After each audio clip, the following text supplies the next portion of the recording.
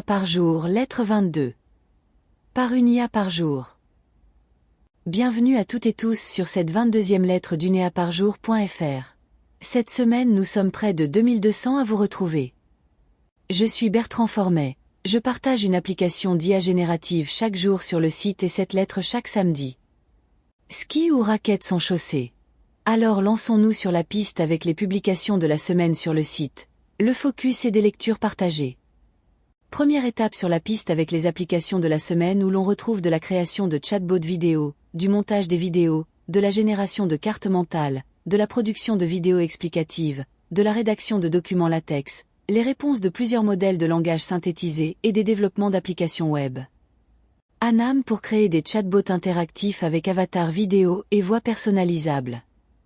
https://www.duoneparjaf/anam. Cybercut pour monter des vidéos avec extraction automatique d'extraits, ajout de sous-titres et musique, et génération de vidéos promotionnelles à partir d'images. https://www.duoneparjaf/cybercut.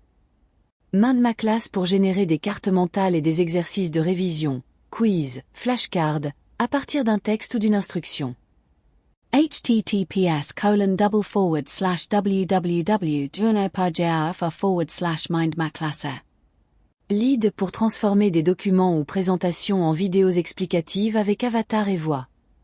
https://www.duoneparjaf/leader.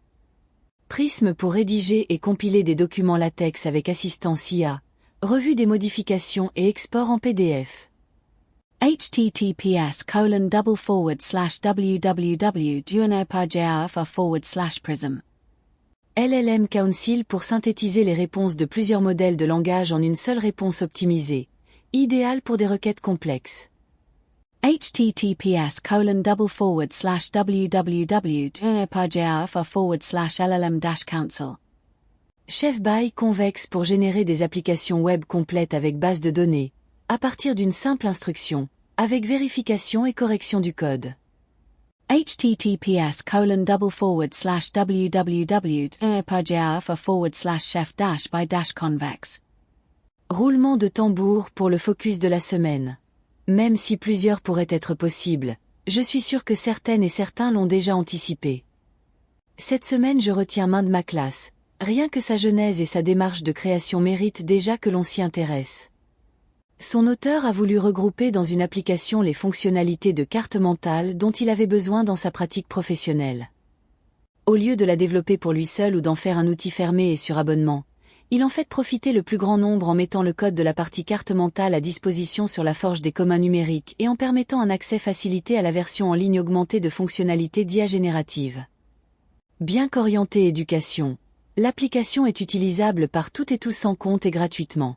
Les fonctionnalités sont nombreuses et à la hauteur d'applications payantes, voire même plus complètes que dans certaines disponibles sur abonnement.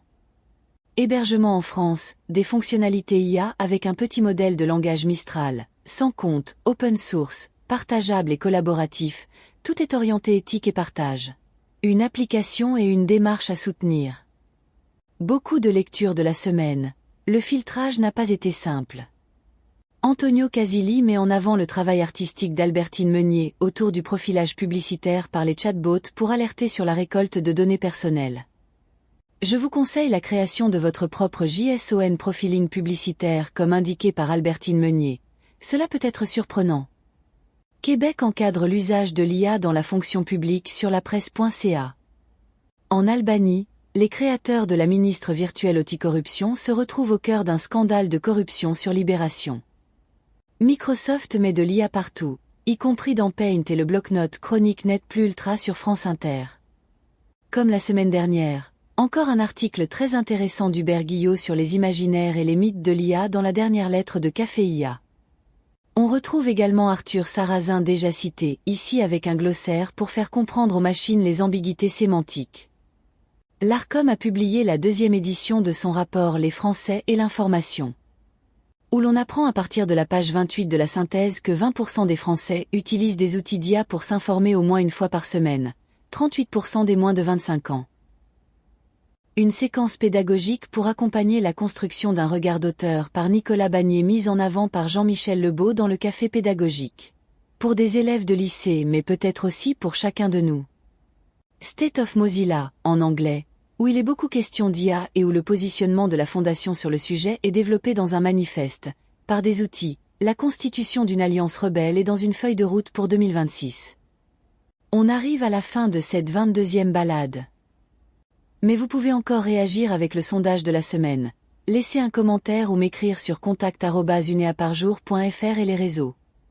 Avant d'aller prendre un bon chocolat chaud, je vous ai réservé une petite avant-première. Demain je diffuserai la 5e version de ma sélection subjective de 60 outils issus du site. Je l'ai déjà publiée pour vous en donner la primeur dès aujourd'hui. Elle est à retrouver sur la page sélection du site. Je vous souhaite de bonnes découvertes et de belles promenades. Je vous donne rendez-vous la semaine prochaine, même lieu et presque même heure.